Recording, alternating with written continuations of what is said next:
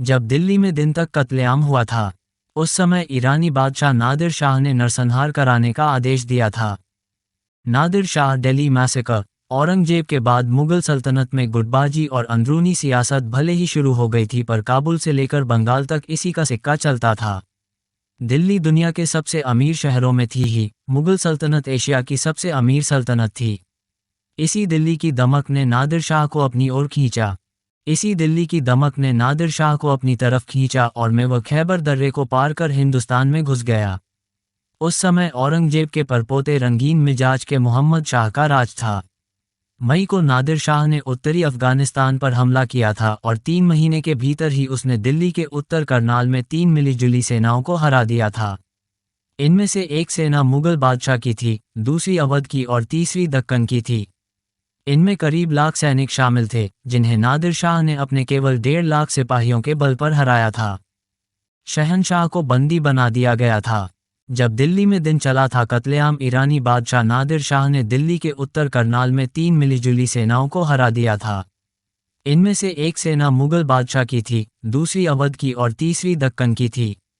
इनमें करीब लाख सैनिक शामिल थे, जिन्हें नादिर शाह ने अपने केवल 1.5 लाख सिपाहियों के बल पर हराया था। शहनशाह को बना लिया था बंदी। इस वाकये के 2 दिन बाद नादिर शाह सुल्तान मोहम्मद शाह के साथ दिल्ली में पहुंचा। बादशाह ने नादिर शाह को अपनी आरामगाह में ठहराया और खुद जनाना महल में शिफ्ट हो गए। नादिर शाह के साथ उसके 1000 सैनिक भी शहर में आ गए। इससे अनाज की मांग बढ़ गई तो दाम भी बढ़ने लगे। इसी बात पर एक दिन नादिर शाह के सैनिकों की एक दुकानदार से बहस होने लगी और फिर देखते ही देखते शहर में दंगा शुरू हो गया। किसी ने अफवाह फैला दी कि नादिर शाह को एक जनाना गार्ड ने मार डाला है। फिर भीड़ ने ईरानी सैनिकों पर हमला बोल दिया और दोपहर तक सैनिक मार दिए गए। 1000 लोगों का कत्ल। वहां जाकर वह एक जगह खड़ा हो गया था और सुबह बजे कत्लेआम शुरू हो गया था। दरीबा, चांदनी चौक और जामा मस्जिद के आसपास की गलियों में खून का सागर उमड़ गया था। लगभग दिनों तक दिल्ली में कत्लेआम चला था और 1000 लोगों को गाजर मूली की तरह काट दिया गया था। जब नादिर शाह को ये खबर मिली तो उसने कत्लेआम के आदेश दे दिए थे।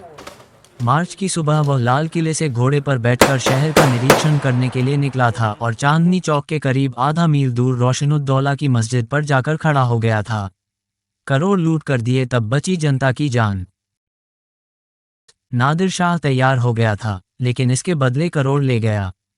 इन करोड़ों को जमा कराने के लिए निजाम ने दिल्ली को कई दिनों तक लूटा।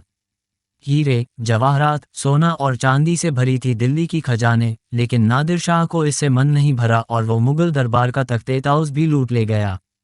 उसके बाद वह लौट गया। इसी तख्ते-ए-ताउस में कोहिनूर और तैमूरिया मानिक भी थे जो उसके साथ ले जाए गए। साथ ही 350 सालों में जुटाया गया दिल्ली सल्तनत का सारा वैभव भी खत्म हो गया था।